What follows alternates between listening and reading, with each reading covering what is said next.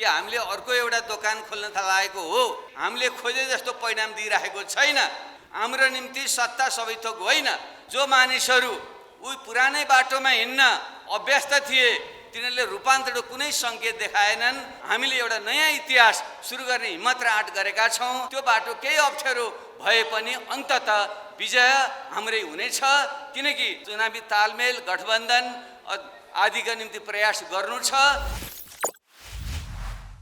50 वर्षदेखि राजनीतिक आन्दोलनमा लागेर विभिन्न आन्दोलन र अवरोह आरोहहरू भेल्दै आएका मानिसहरूले फेरि एकपटक नेपाल समाजवादी पार्टीको नाउँबाट नयाँ राजनीतिक यात्रा सुरु गर्दैछौँ। धेरै मान्छेलाई आश्चर्य लाग्न पनि सक्छ कि यो देशमा पार्टीका अभाव भएका हुन्, नेताका अभाव भएका हुन् कि हामीले अर्को एउटा दोकान खोल्न थालेको हो। होइन, नेपालमा 7 साल आसपास पछि जुन लोकतान्त्रिक आन्दोलन सुरु भयो त्यस क्रममा सुरुको चरणका प्रजा परिषद नेपाली काङ्ग्रेस, त्यसपछिको क्रममा कम्युनिस्ट पार्टीका विभिन्न घटकहरू र 46-47 को आन्दोलनपछिको एउटा अधुरो राजनीतिक परिवर्तनपछि माओवादी, मधेस केन्द्रित दलहरू, जनजाति, मधेस, आदिवासी केन्द्रित दलहरू नेपालमा बने। तर 72 सालमा संविधान सभाबाट संघीय लोकतान्त्रिक गणतन्त्रको घोषणा भएपछि नेपालमा लोकतान्त्रिकरणको एउटा चरण मूलतः पुरा भयो। अब देश लोकतन्त्रका बाँकी कार्यभार पुरा गर्दै देशमा सुशासन समृद्धि सहितको एउटा नयाँ सम्पन्नताको युगमा प्रवेश गरेको छ भन्ने सोचका साथ हामीले वैकल्पिक राजनीतिको सुरुवात गर्यौं। त्यसै क्रममा कुनै पनि नयाँ चिजको आविष्कार विभिन्न प्रयोगहरूबाट गुज्रेर हुन्छ। हामीले त्यतिबेला भएका आन्दोलनकारी शक्तिहरू मध्येका पछिल्ला आन्दोलनकारी माओवादी, मधेस केन्द्रित दलहरू, जनजाति थरुहट आन्दोलनसँग सम्बन्धित दलहरू प्लस नयाँ पुस्ता र नयाँ मानिसहरूलाई लिएर यी अभ्यासहरू सुरु भए। त्यसै क्रममा नै हामीले नयाँ शक्ति पार्टी, मधेस केन्द्रित दलहरू, जनजाति आन्दोलनसँग सम्बन्धित दलहरू मिलेर नयाँ प्रकारको वैकल्पिक राजनीतिको अभ्यास गर्न खोज्यौँ र त्यसै क्रममा पहिले समाजवादी पार्टी, त्यसपछि जनता समाजवादी पार्टी बनाएर हामी अगाडि बढ्यौँ। यहाँसम्म आइपुग्दा हामीले के अनुभूत गर्यौँ भने विज्ञानको आविष्कार थुप्रै प्रयोगबाट गुज्रेर मात्रै पुष्टि हुन्छ। 2-3टा प्रयोग त हामीले गर्यौँ, तर त्यसले मात्रै हामीले खोजे जस्तो परिणाम दिइरहेको छैन। अझै नेपाली समाजका जुन जटिलताहरू छन्, जटिल भूराजनीति छ, अन्तर्राष्ट्रिय परिवेश छ, त्यसमा हामीले अझै थुप्रै परीक्षणबाट गुज्रनुपर्छ। यही अनुभूति गरेर अब हामीले फेरि यो पार्टीलाई पुनर्गठन र पुनर्संरचना गर्दै अहिले नेपाल समाजवादी पार्टी निर्माण गरेका छौँ। यस क्रममा अब छिटै निर्वाचन आउँदैछ। निर्वाचनको मुखमा एउटा फेरि नयाँ पार्टीको सुरुवातले यसले के अपेक्षित परिणाम ल्याउला या नल्याउला यो एउटा विषय छ। तर हामी वैकल्पिक राजनीति अभियानमा लागेका मानिसहरूले निर्वाचनलाई एउटा सङ्घर्षको साधन नै मान्छौँ। हाम्रो निम्ति सत्ता सबै थोक होइन। सत्ता भनेको समाज रूपान्तरणको एउटा साधन हो।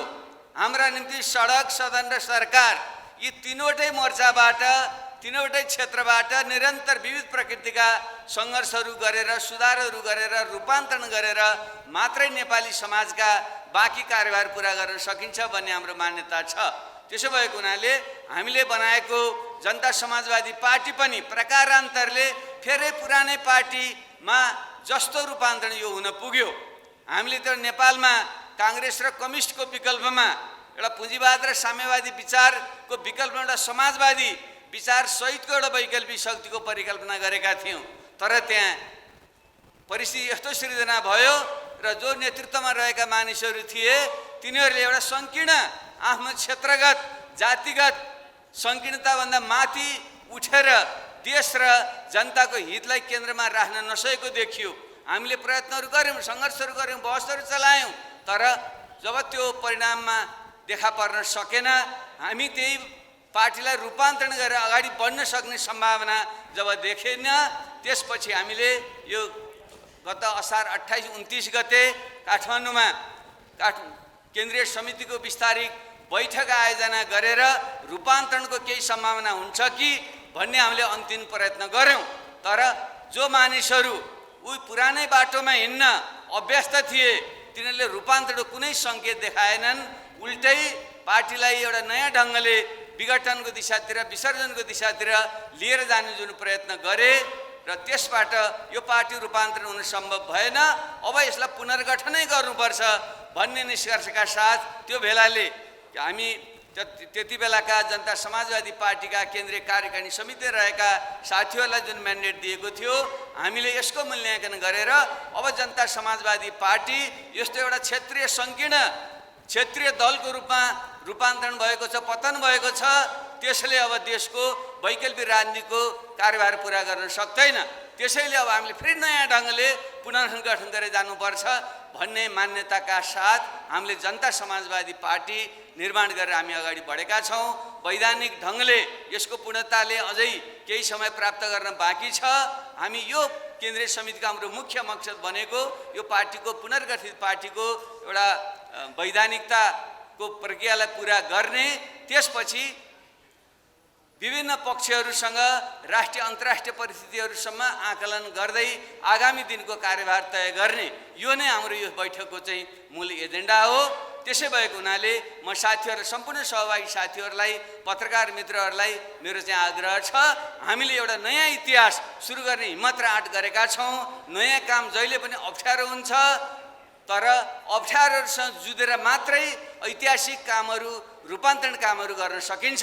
सजिलो बाटो त जो पनि हिँड्छ, समस्याहरूको समाधानको निम्ति असिलो बाटो हिँड्ने हिम्मत र साहस गर्नुपर्छ।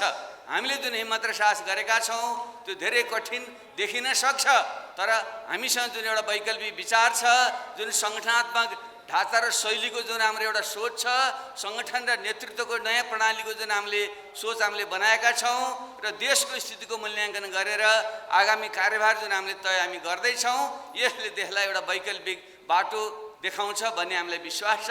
अब जहाँसम्म आगामी निर्वाचनको कुरा छ, अस्ति मात्रै निर्वाचन घोषणा भइसकेपछि धेरै मानिसहरूमा जिज्ञासा छ, अब यो नयाँ नेपाल समाजवादी पार्टीले निर्वाचनलाई के गर्छ भन्ने जहाँसम्म जिज्ञासा छ, मैले अहिले पनि सङ्केत गरेँ, हामी सडक सदन सरकार अर्थात् सडक सङ्घर्ष, चुनावी सङ्घर्ष र सरकारमा गएर पनि गर्ने सुधारात्मक काम, यी सबैको संयोजनबाट मात्रै हामीले अगाडि सारेको समावेशिता, संघीयता, सुशासन, समृद्धि, समाजवादको लक्ष्य प्राप्त हुन सक्छ भन्ने हाम्रो मान्यता छ।